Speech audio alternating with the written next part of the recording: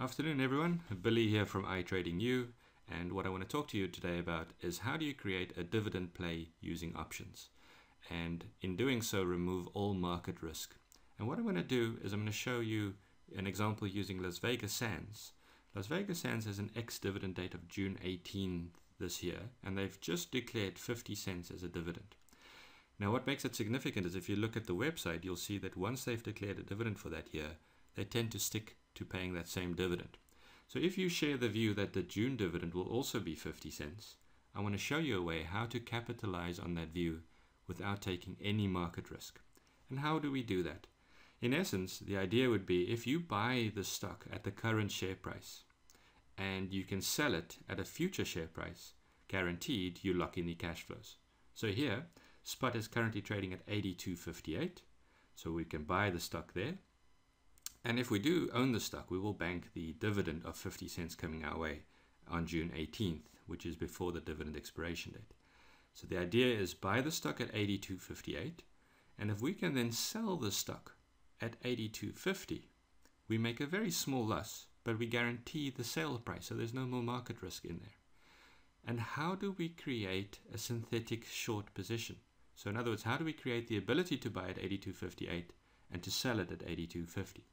And how we do that is via the use of options.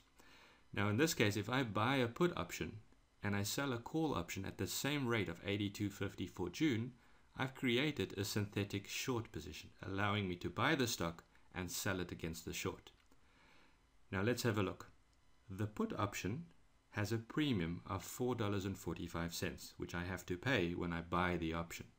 Similarly, by selling the option, I'm going to generate $4.25. Now that leaves me with a very small negative cash flow, but I've now created a synthetic forward position to sell the stock at 82.50. Let's look at it on Excel. There's a negative cash flow of 82.58 for the stocks. Let's assume 100 stocks that we're going to use. So if I buy at 82.58 and sell it at 82.50, that creates a loss of 8. Similarly, on my option premium, I have a negative net position of $20. Again, we're talking about 100 stocks at the price of $4.45 and $4.25 each, because it's one contract in option terms. But nonetheless, I have a loss on my stock and a loss on my premium that I have to account for. Now remember, the idea is that we're going to be banking a dividend. And if you think that the dividend is going to be 50 cents at least, you will see that there's a risk-free profit that you then can make of 22 cents, or $22 in this instance, because we're talking about 100 stocks. Now, I say risk-free because we don't take any market risk into account. And the idea here is that some people often forget that there's an effective interest rate here at play.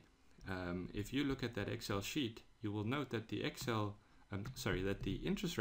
interest rate is 4.81. That is a ton better that you're going to get just placing your money in the bank account. So the idea here is you do have risk towards the dividend itself. So obviously, if Las Vegas Sands don't pay 50 cents and they only pay 20 cents, then obviously you have a risk in the fact that you're not recovering all your money.